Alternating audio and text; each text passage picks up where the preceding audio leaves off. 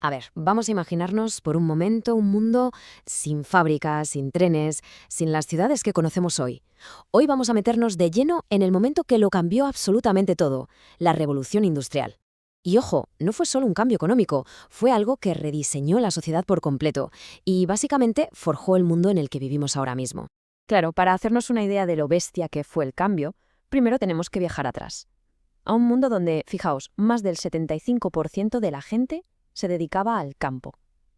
La vida dependía totalmente de las estaciones, y la producción, bueno, la producción era lentísima, muy artesanal, movida por la fuerza de las personas y de los animales, poco más. Y es que esa economía preindustrial era súper frágil, la renta per cápita era bajísima, y todo, pero todo, dependía que si la cosecha iba bien o mal. La mortalidad, sobre todo la infantil, era altísima. Cualquier epidemia o hambruna se llevaba por delante a muchísima gente e impedía que la población creciera. Era, vamos, una lucha constante por sobrevivir. Este sistema, claro, tenía un límite, un techo de cristal, por así decirlo. No se podía producir mucha comida porque las herramientas eran muy básicas y dependías del tiempo que hiciese. La consecuencia, pues que la demanda de otros productos era mínima. Y la sociedad, que seguía anclada en esas tradiciones casi feudales, pues no podía ni generar riqueza de verdad ni dar de comer a más gente. Estaba estancada. Vale, entonces, llegamos a la gran pregunta. ¿Por qué? ¿Por qué este cambio tan brutal empezó justo en Gran Bretaña y no en otro sitio? Pues la respuesta es que allí se dio una especie de tormenta perfecta. Una combinación única de factores que lo preparó todo. Mirad, es casi como una receta de cocina. El primer ingrediente, una revolución agrícola que disparó la producción de alimentos. Esto, sumado a cosas como las primeras vacunas, provocó un boom demográfico. De repente había mucha más gente. Y más gente necesita más cosas. A la vez, el comercio con las colonias había generado un montón de capital, de dinero listo para invertir. Si a eso le sumas una estabilidad política que no se veía en el resto de Europa, y ya, la guinda del pastel, unas reservas de carbón y hierro enormes y muy fáciles de extraer. La mezcla era explosiva. Con todos esos ingredientes en la coctelera, solo faltaba la chispa que lo encendiera todo. Y esa chispa fue la mecanización. A partir de ahí, se desató una auténtica reacción en cadena de inventos que nos metió de cabeza en una nueva era, la del vapor y las fábricas. Y en el centro de todo, el invento clave, el que lo cambió todo, la máquina de vapor. La patentó James Watt en 1769 y fue literalmente el motor que puso en marcha la revolución. Pero ojo, lo revolucionario no era solo la máquina en sí, sino para qué se podía usar. Se empezó a aplicar en la industria textil, en la minería para sacar agua, en la metalurgia, en todas partes. Rompió por completo los límites de la fuerza humana y animal. De repente, se podía producir a una escala que hasta entonces era, ciencia ficción.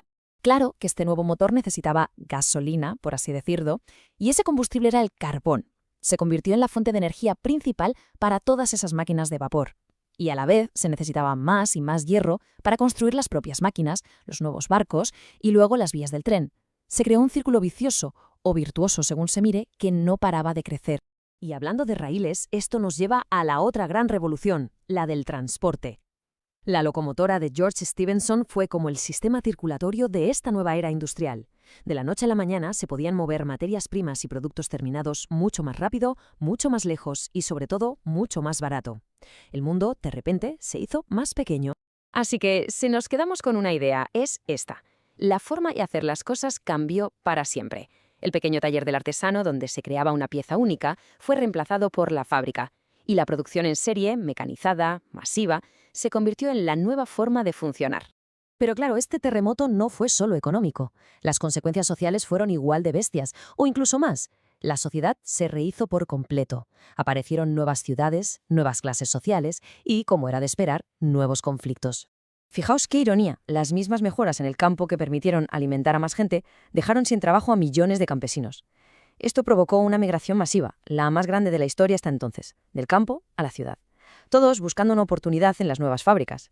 ¿Pero qué se encontraron?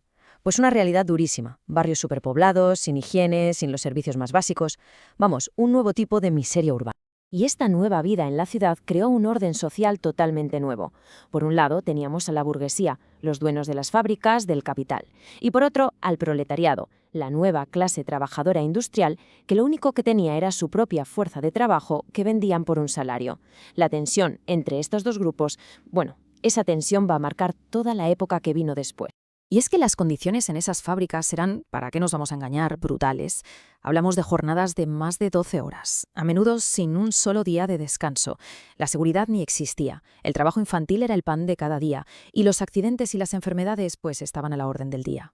Lógicamente, esta situación de explotación tenía que estallar por algún lado. Y estalló.